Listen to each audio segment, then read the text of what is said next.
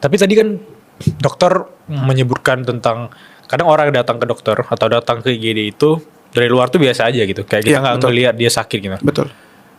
Kira-kira ada nggak kebiasaan sepele yang selama ini kita lakukan yang pelan-pelan bikin kita menuju ke aritmia, yang pelan-pelan bikin kita tuh harusnya kita dirujuk ke IGD gitu? Oke.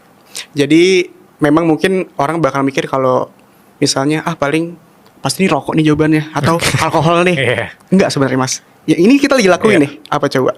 Duduk. Kenapa duduk? Karena ada penelitian yang diikuti oleh dari 90.000 orang ini, terus juga dilakukan selama 8 tahun.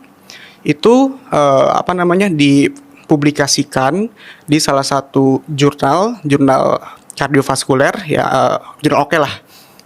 Itu bilang kalau misalnya kita duduk lebih dari 10 jam itu bisa meningkatkan resiko penyakit kardiovaskuler atau penyakit jantung dan pembuluh darah dan juga gagal jantung.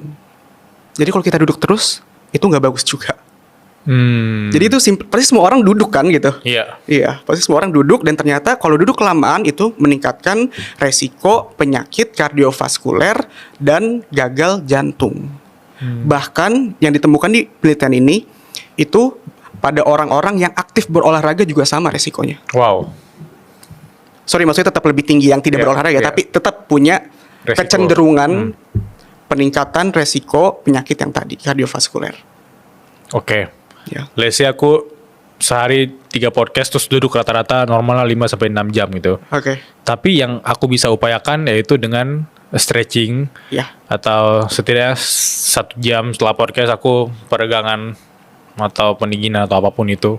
Itu upaya yang bisa kita lakukan dan aku tetap olahraga, aku tetap nge-gym, angkat berat gitu ya. Itu upaya yang bisa kita lakukan ya. Betul. Jadi memang dia ngasih solusinya juga. Jadi nggak mungkin cuma penelitian gitu aja Mas ya.